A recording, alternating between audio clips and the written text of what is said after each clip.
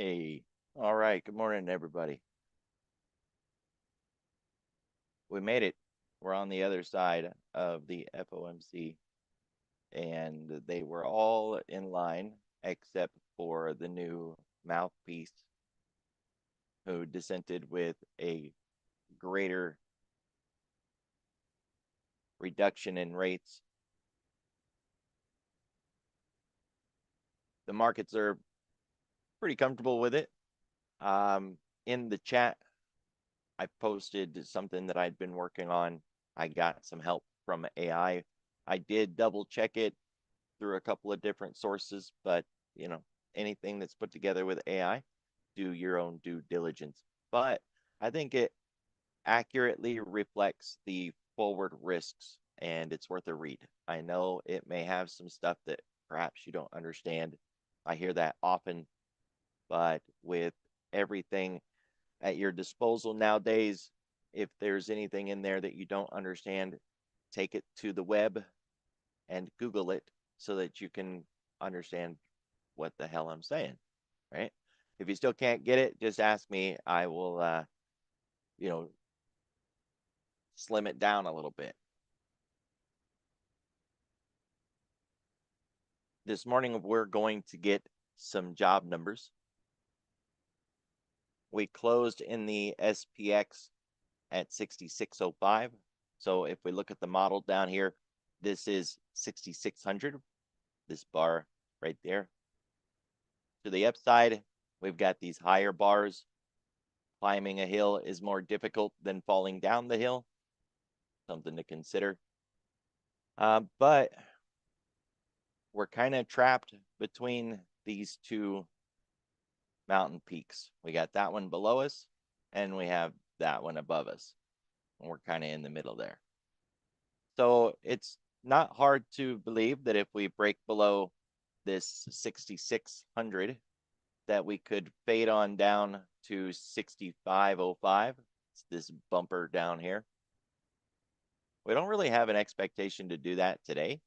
It's more of what happens when the guardrails are removed at the end of the week. The expiring options this month are the greatest amount of notional value expiring options that's ever happened in the history of the market. And so there's a lot to be removed. It's unprecedented, right? And we hear that a lot lately because it's been that kind of market.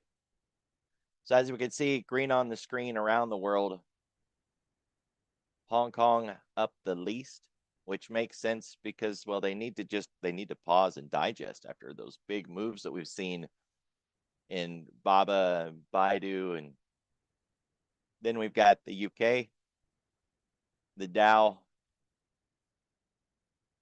more than 0.5%, S&P more than 0.75%, the NASDAQ more than 1% to the upside. That discrepancy always gets my attention. These two, generally speaking, we want to see them running in sync, both up 0.5%, both at 0.25%, that sort of thing. So when the NASDAQ is up an entire 0.5% more, then I get a little nervous. But leading the way is small caps.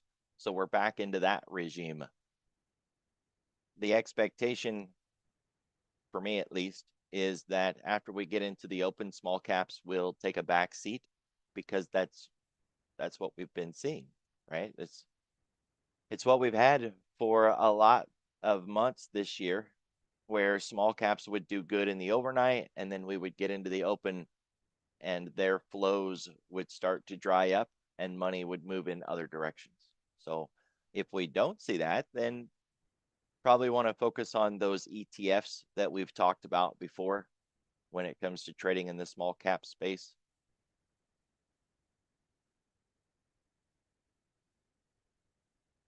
So we're going to get initial jobless claims.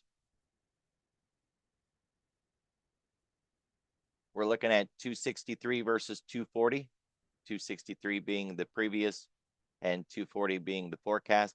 Look, this 263 number is kind of important, but it's a one-off. We need to see repeated numbers at that level, not just a single snapshot.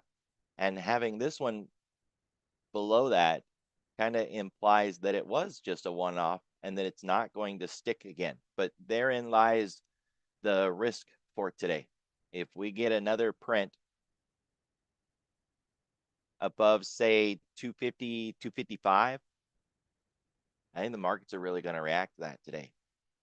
Below 250 to 255, especially closer to 240 or even lower than 240, I think this upside move that we've got since yesterday is going to just continue. So, yeah, 8:30. It's going to be a kind of a big deal.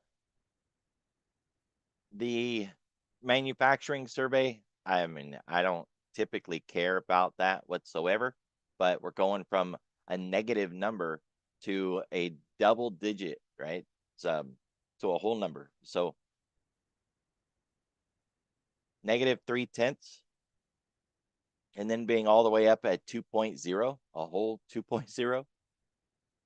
It is just a survey, but that's a really wide value there. So it's at the same time, whether we get shenanigans from one or the other, 8:30 could be volatile. We could get what I like to call an event bar. All right, this is really big bar that we could use to plot out the rest of our day. Then we've got the leading economic indicators at 10 a.m. The numbers are really not all that wide, and I don't really expect much out of that. There is an auction, though, right? I think we got, 10-year tips today, 1 o'clock. Pay particular attention to those auctions, right? The 10, the 20, the 30. I like it. We're going to get European Central Bank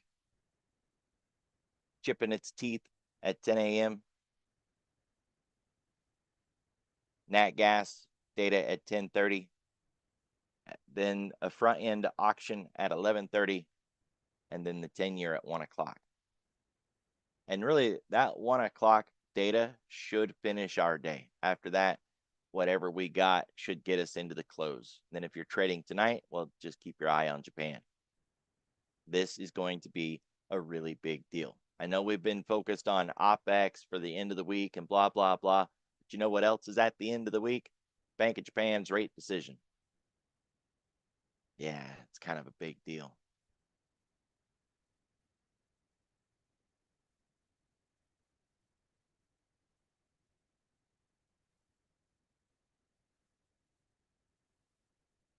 NVIDIA to invest $5 billion in Intel. Talk about having a sugar daddy. First the government, now NVIDIA.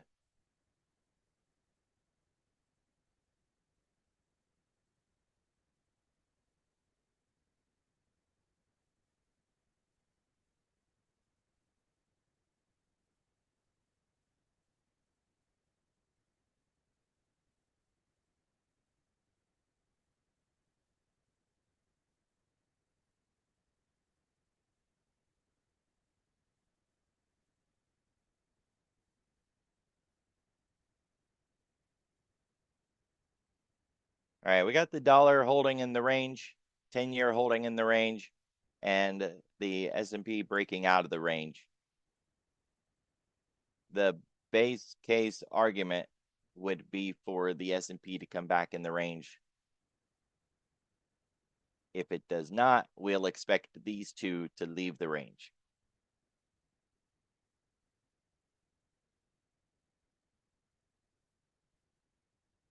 The call wall was rolled down slightly. It wasn't a significant roll down, but it did roll down. See that as a defensive posture.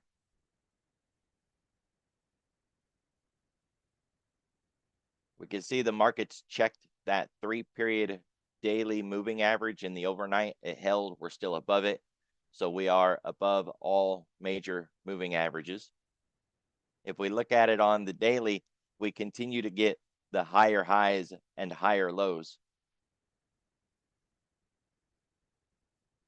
The butterfly that I had was later in the week, and so it wasn't monetizing yesterday. I broke it apart and rolled up. We'll see if that was a good decision or not. But we didn't spend enough time down there, and it was still, it's too early. Butterflies, when you open them really short duration like that, they really are only going to monetize like 45 minutes before expiration. So didn't stick.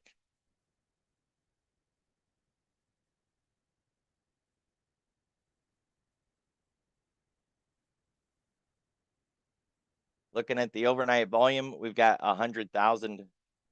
So they are in here and they are participating. That's the greatest amount of volume that we've seen probably on the month. I can't remember if September has provided a 100 print at all, but I don't think it has. If so, it's not much.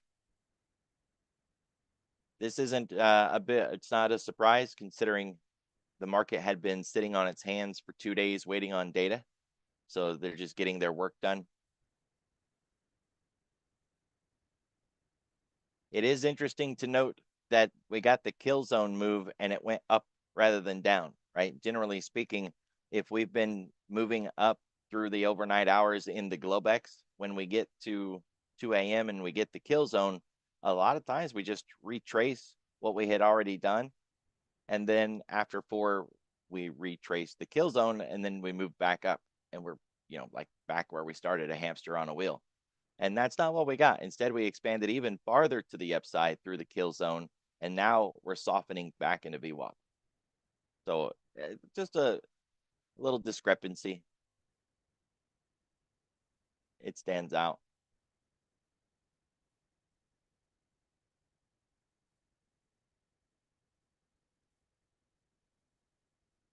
All right, as we've talked about all week, you can't use the market maker move this week.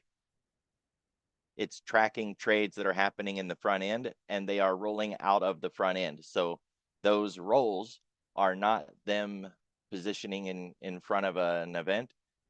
It's just them moving their positions farther out in time. But this indicator can't tell the difference. So we have to just ignore it. And even if they are hedging, we wouldn't be able to tell. That's the bad thing about triple witching, is that the market maker move doesn't work. Okay, you can see we made it through the ADR half. There's a phrase that I like to use that says, if we make it to one side early enough in the day, we can go to the other half by the end of the day. Well, that works until you actually get above it. And now we're above it. So if we're going to hold to that idea, then we have to get back below the 66.94 ADR half or the 66.92 cog line, break this pivotal level here, get through our own Globex low, and then get to that lower ADR. So we can do it. We just have levels that we have to deal with first.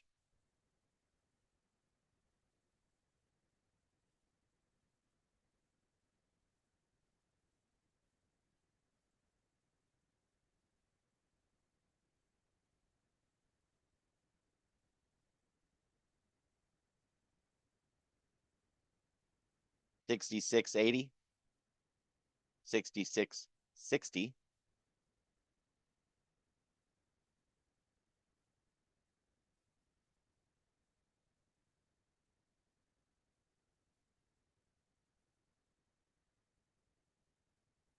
$66.48, and then $66.34, but that's really at $66.32 cog line.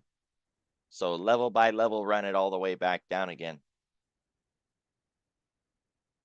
course, you've got the RTH high of yesterday that could also come into play, but those just that close together, we just start developing zones.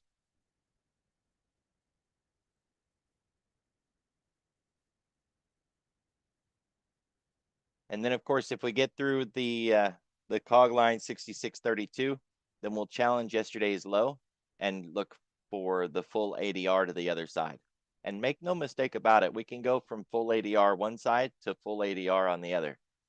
In fact, we've even seen it where we go from top to bottom back to top, or maybe it was from bottom to top back to bottom.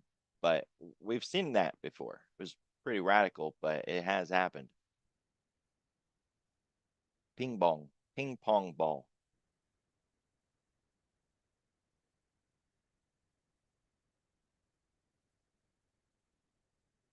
We do need to keep above that 66.94 or else. There was the previous high of the week, 66.97, if you want to round it. The round number is 6,700, and then you got 67.11 cog line up there too.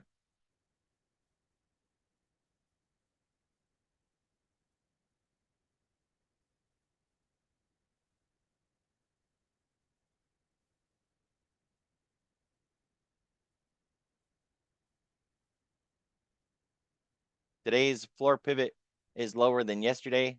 That's bearish. Price opened above it. That's bullish. We checked. I think we checked it. No, we didn't check it. We're above it. We haven't hit it. We haven't even touched the channel on it. So far we have an MDP. That's a missed daily pivot. The channel's not narrow, so we would expect that breakouts fail and that we come back in again. Just keep in mind that this channel doesn't make price breakout, and it doesn't stop price from breaking out. It just gives us insight on whether or not there should actually be a breakout. And if there is, if the breakout should stick or not. Now, the breakout that we're talking about is an expansion of the previous day's range. So that channel says that we should not break out of yesterday's range, or that if we actually do manage to achieve it, that we should come back in again by the end of the day. Well, we already did break out, and the day isn't done, so we don't know if we're going to come back in again. The other thing we got to worry about is how far away from that pivot are we? Now, the fact that we haven't hit it stands out. Markets want to hit their pivot. Statistically speaking, they hit the pivot more than they miss it. But it won't count as a missed daily pivot until tomorrow, because at any point today, we could run down and hit it, and then it wouldn't be a missed daily pivot. So we won't know until we look back tomorrow and say, hey, look at that. We never hit the pivot. Once we have the previous day's price done, we can lay out the S&R levels for the new day. And when we turn those on, we can see that we're already above R1. We were above R2, and now we're beginning to lose it, and we're putting in lower highs and lower lows. It's not a full set yet, though. We need 2 lower highs and 2 lower lows, but it's a good start. If this continues, look for something like the 1, 2, 3 fail setup, and then focus on getting back to R1, break the channel, get to the floor pivot, break the channel, get to S1. Below S1, we have S2, round number 6,600. Generally speaking, we look for like an R1 S2 or an S1 R2. The fact that we already went to the R2 and we broke through it kind of takes that off the table. If you've gone through the pivot learning center, where all the different things that you can learn about with these pivot points and these S&R levels, getting to the R2 and getting above it puts R3 on the table. We just have to break above this previous high, and it opens the door for R3. Now, R3 is kind of rare. I mean, it happens. It's not a unicorn. But for the indexes, you don't get an R3 very often. There's a nice rejection of R2 for an example, but that one actually rejected, and this one, we were above it, we were holding it and keeping it, and now that we've given it up, that kind of stands out. It's rare to give it up and then reclaim it again, but price can do whatever it wants. So while technically it's possible to get above this level and continue to go higher, that's not going to be the base case because we don't do that very often. The wrench in all of this is that we've got data at 8:30, and that could put us up there. It is also interesting to note that we've had such a significant move in front of this data that we're all looking at today. So either they're not really worried about the data at all, or they're just, typical market focus, worry about the bean in front of you rather than looking down the road at the next row you have to hoe.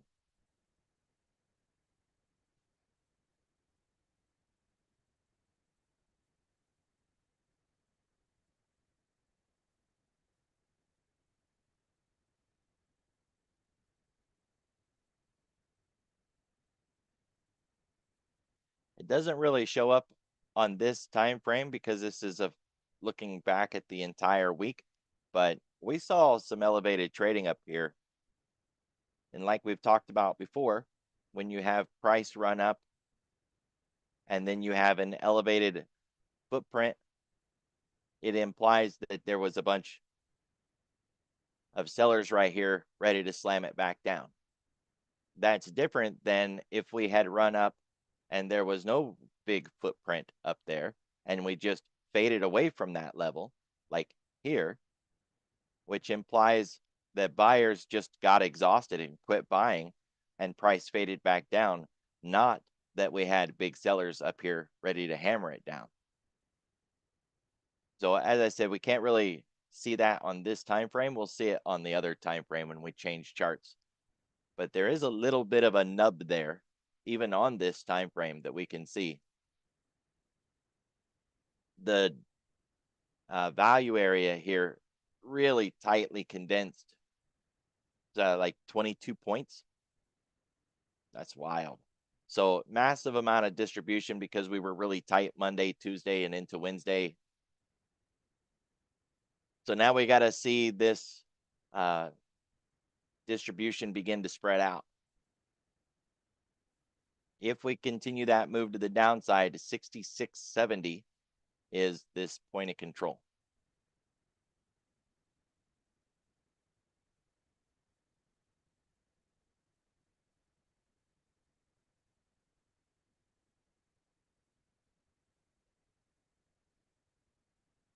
Like we've talked about before, when it comes to event bars, you want to use have and whole numbers, not the 1, 2, 3, 6, and the 111, because in event bars, you get event volume and event flows.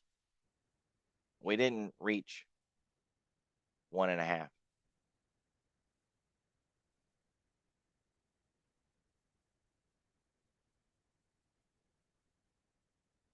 10-day, 30-minute volume profile and TPO. This thing is such a mess. If you was looking for a nice, clean, organized distribution, we don't have it. We've just got this mess. It is surprising to me that the point of control did not move up here like we had talked about. I was fairly certain that was going to be what we saw this morning when we came in. To be fair, we're not removing these candles yet. So the only way that point of control is going to move is if we sit in one spot somewhere else and we build out the profile enough to have it move. But I really thought that was going to happen yesterday.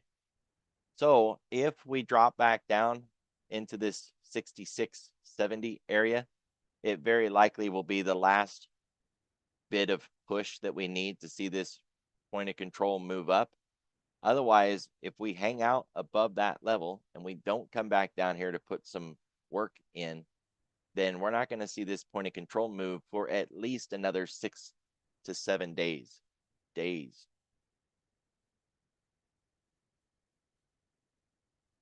We also have a real wide value area here, which is contributing to the just absolute mess that we're looking at.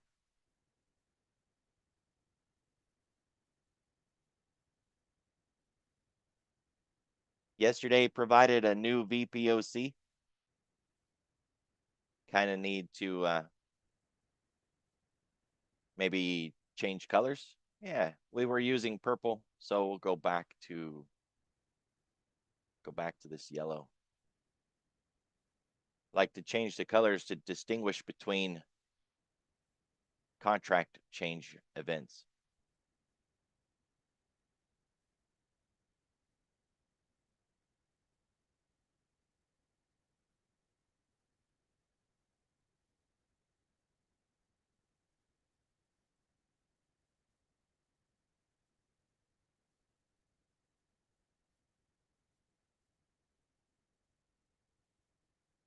So yesterday's VPOC 6661. If we break our own Globex low, it's basically right below that level. And I think it's really close to the RTH level. No, it's not as close as I thought it was.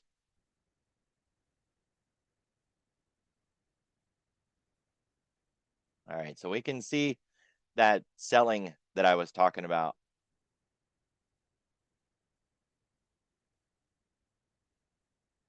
We ran up and sellers smacked it down, and then they smacked it down again. We can see all of this volume.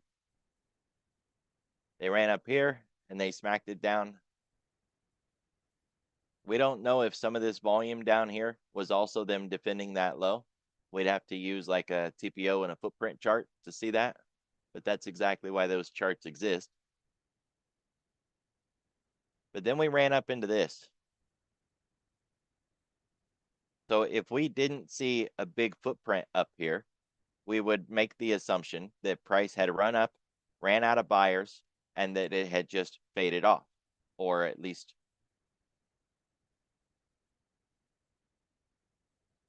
faded off like that. But that's not what happened. Instead, we got this big footprint. And that implies that we ran up and that there was just a massive wall of sellers here, and they smacked it back down again. Now, when we leave this range, we want to see how price comes back into the range, because we didn't get an immediate sell-off that looked like this run. If we had just, fell all the way back down again, we'd be done. There's nothing else to evaluate, but that's not what we did. Since we're still hanging out up here, we want to see how price comes back to this level again. This lower high, but also this footprint zone. See how price responds when it comes back up. If it can even come back up again, because that'll be a part of the 1, 2, 3.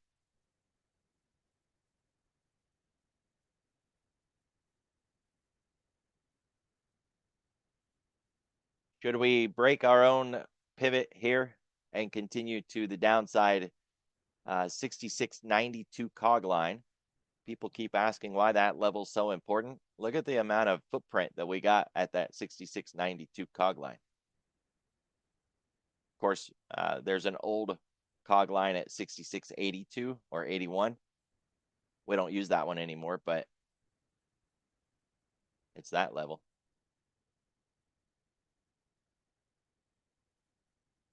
So we can go higher today, but we put in a magnificent ceiling. And we still don't know if we got all of those sellers done or if there's more sitting up there. How much more liquidity do we have overhead? We can't tell from this level. You might be able to spot them resting on the dome if we can get near that zone again and you've got something that can look that high up. The typical full book is only going to give you like 10 slots higher. So you're going to need something like Bookmap or Jigsaw to see 30, 40, 50 slots higher. We are 1% above the 10-day, a little above 1%, but you get the idea. We're in this collar still. We're right on the edges of it. Now we can go higher than that. There's plenty of examples. If I stop my mouse here, you can see the line that it creates. We've been above this level before, and we've even stayed above this level before for extended periods of time. We don't have to come right back down again just because we're more than 1% away from the 10-day. The risk of reversal really starts to show up when we're more than 2% away from the 10-day, and we're not there yet. That's another 1% move higher today, and we're only up 0.75%, and that makes sense. There's a statistical model that says the S&P tends to dry up around 1.75 to 2.25%. I know that leaves a 0.5% in there, but you don't generally get, those extended 2.5 to 3% moves in the S&P. It's a mean reverting product, so we tend to mean revert, right? We make that move on the day, and then we start to retrace on the day. So if we do start to expand, look for a 1% move on top of the 0.75% we've already got. That should put us at about 1.75. And then if we overshoot that for the entire move on the day, we should be at around 2%. With the NASDAQ sitting at around 2.25 to 2.5% by the end of the day, if we stay bullish and continue to drive higher. And I get it, right? After a move like yesterday and then the overnight that we had, a lot of people are going to be saying, no, we've already run too far. We're done. We're going to pull back. Or we're not going to go any higher. We're going to just sit here and digest. I tend to disagree. One, price can do whatever the heck it wants. We've all learned that the hard way. But two, everything I have says we're not overbought. That there's at least another 1% move to the upside before we have to consider the idea that we traveled too far, too fast. So we don't have to go higher. I'm not even saying we're going to go higher, but I am arguing don't think we can't go higher, because we absolutely could. Even looking at the range for the week. Sure, we're outside of the weekly range, but we don't even begin to consider, quote, overbought until we've made the entire distance again. So from where we opened or where we closed on Friday, if we took this entire range and plotted it from Friday, that would give us this level, 67.32 cog line. If we get that far, then we've reached the entire week's range in a single direction, just like the ADRs with the yellow line. And that's about as much as we would expect for the week. You get beyond that, then we start talking about, hey, we went too far and we need to correct or digest or in some way resolve that. But we're not there yet.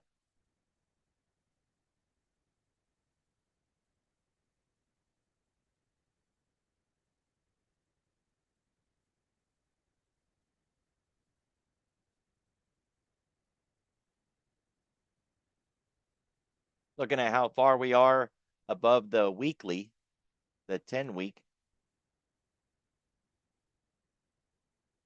4% is a bit much. But if we look back at how often we've been higher than 4%, we've been higher than that before, even this year. We don't generally hang out above there. We did here, but that was just a part of that run back up after the capitulation and the bond vigilantes. Typically, though, we get up into this zone and we tend to retrace it within a few days. So that's going to be the expectation. We can go higher from here. We can see this, right? We've got plenty of examples where we went higher, but we don't generally keep it if we go higher from here. So it would be like a blow off top sort of behavior. We are looking for a correction, whether it's a correction in time or a correction in price. So we can go a little higher, 67.32, maybe even overshoot that into 67.50. But other than that, we're looking for this thing to pause.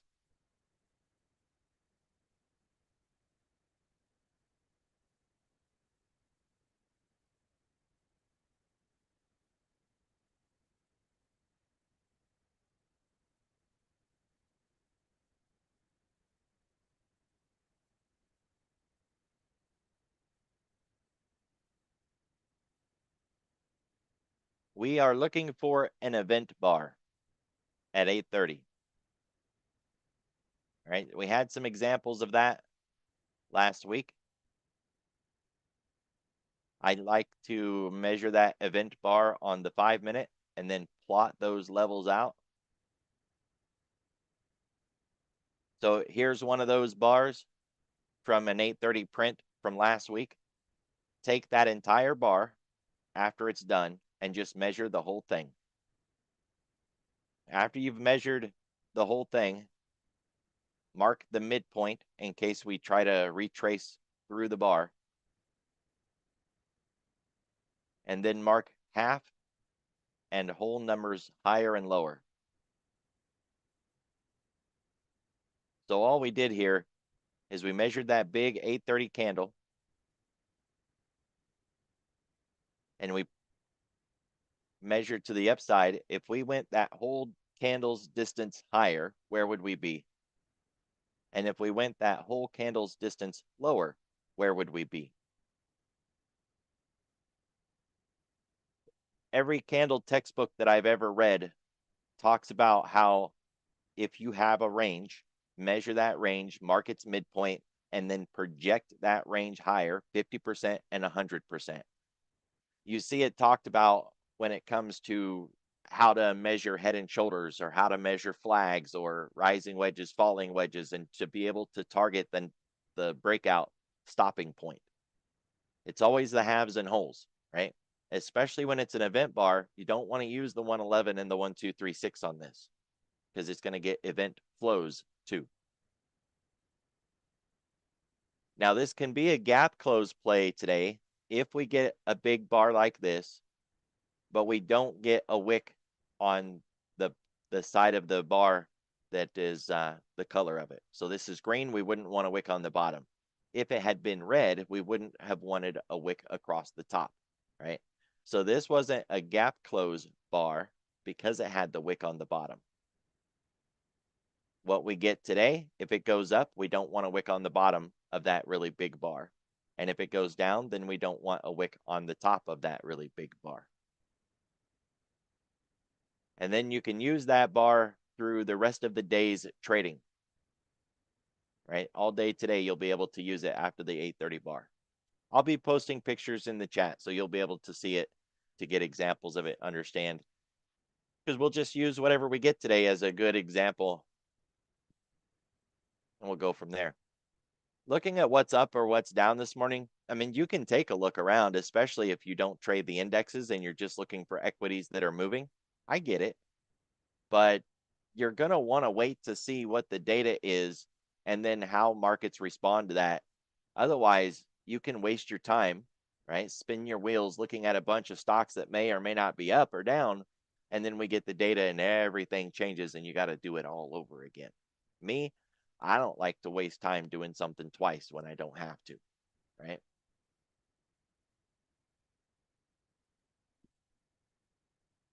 I hate repeating myself and I hate doing things more than once.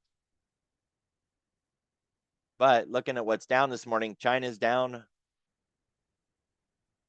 So China, China again, and then China again. All of those, China, China, starting to sound like you know who. China, China, China, China.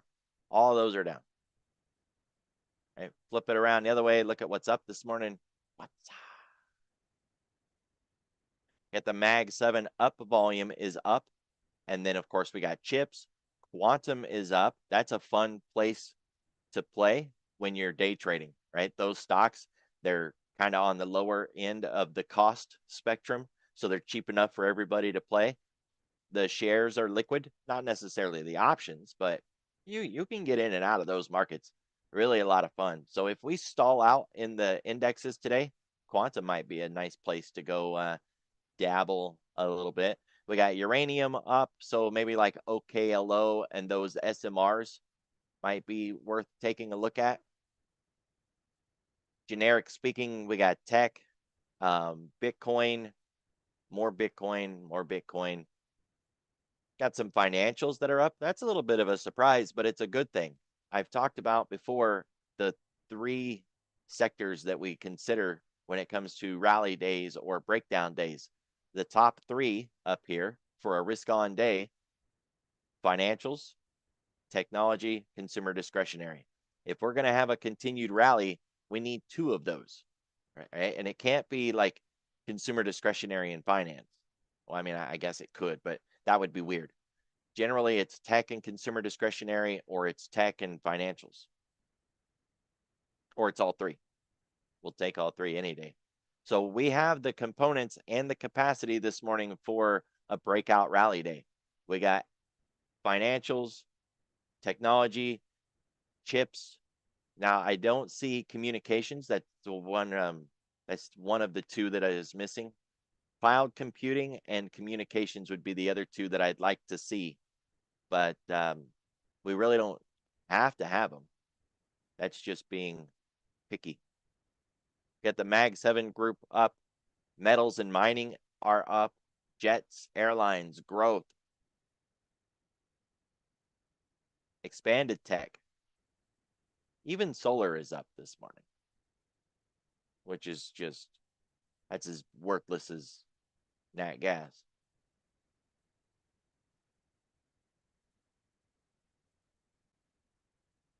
So do not think that we can't go higher today, guys. Going higher is not my base case argument, by the way. My base case is that we're going to chop out now and go sideways, or we're going to reverse and kind of unwind some of yesterday's move. So I'm going to play the edges and a reversal to the downside. That's my base case argument. But if we're wrong, I'm not going to hold that wrong and just keep the loss and let it get bigger and bigger and bigger. If I'm wrong and it goes higher, I'm stopping out and I'm flipping my position the other direction.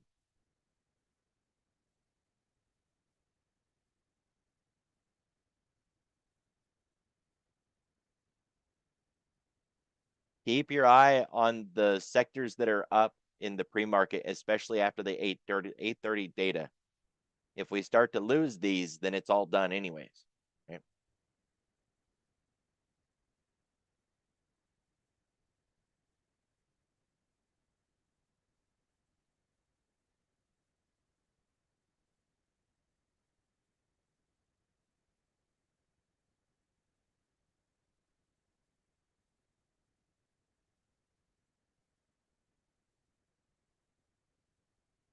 All right, guys, got about 15 minutes before the data. Be careful, be safe, keep your eye on the clock. I'll see y'all tomorrow.